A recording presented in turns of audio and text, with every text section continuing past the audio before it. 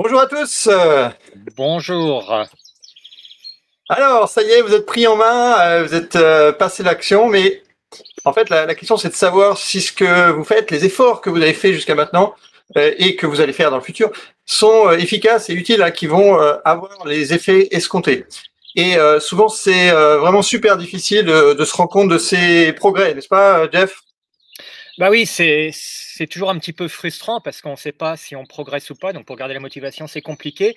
Alors d'une part, bien, on peut mesurer des progrès même, progressifs, hein, donc au fur et à mesure qu'on avance. Je prends un exemple très simple, hein, si on a décidé de perdre du poids, on se fixe un objectif de poids à une certaine échéance et on peut assez facilement faire une projection et on voit si on est sur la bonne voie ou pas. Donc ça, c'est quelque chose qu'on peut faire, objectif de poids, de tour de taille, et cetera. Mais il y a aussi, un autre cas, d'autre part, hein, où en fait, il faut faire confiance au processus. On suit le processus et tant qu'on suit le processus, eh bien, on va avoir les résultats. Ça, c'est surtout, dans le cas où on va suivre un programme d'entraînement et où c'est pas évident de voir le progrès à chaque session. Donc là, on a une autre approche et ben, au lieu de voir un résultat qui s'améliore au fur et à mesure, on va se focaliser sur le processus.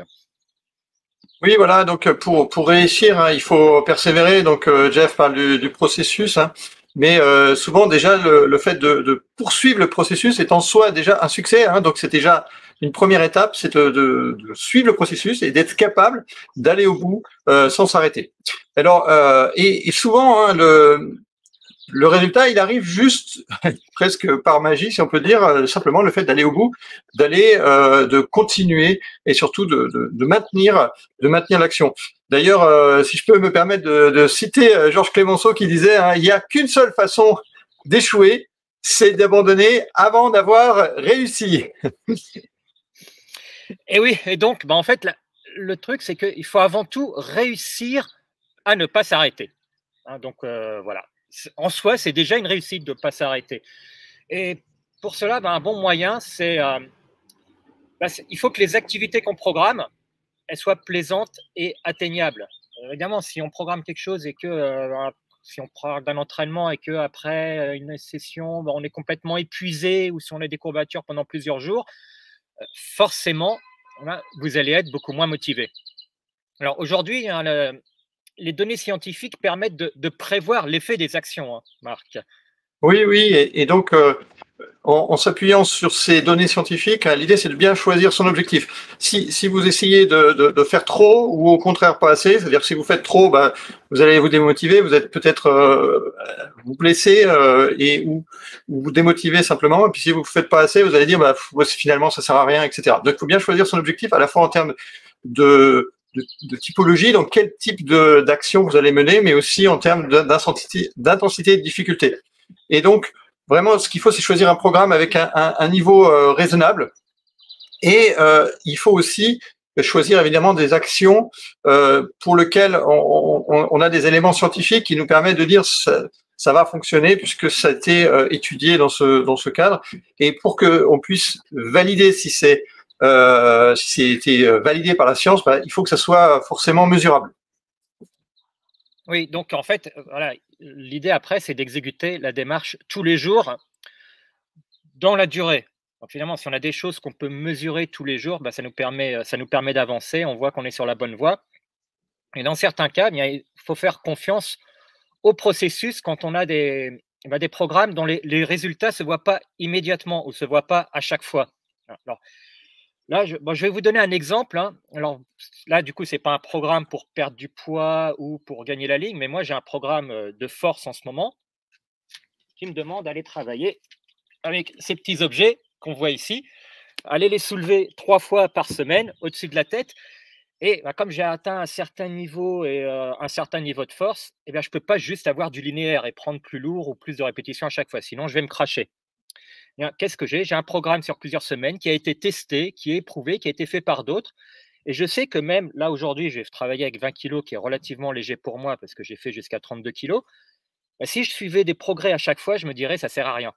Mais il y a le programme, il y a le processus, et le fait de faire le processus aujourd'hui et d'arriver au bout, je sais que je suis sur les progrès, et je vais donc rester motivé pour faire mes 8 semaines.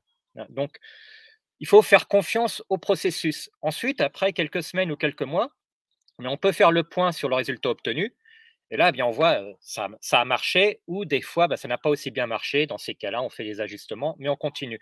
Donc, quand on n'a pas la Oui. moyen de mesurer exactement à chaque fois, on fait confiance au processus, un processus qui a été testé et éprouvé. Voilà, donc nous, ce qu'on vous propose comme action, comme initiative, parmi les 20 initiatives pour votre forme, ceux qui d'ailleurs nous rejoignent maintenant, qui ne savent pas ce que c'est, on propose 20 initiatives pour votre forme.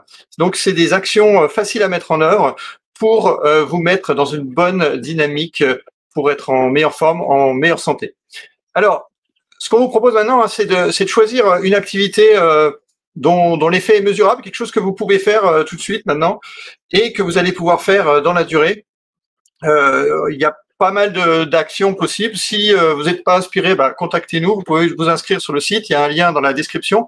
Mais sinon, je suis presque sûr que vous avez déjà des actions que vous connaissez déjà, dont les effets sont mesurables.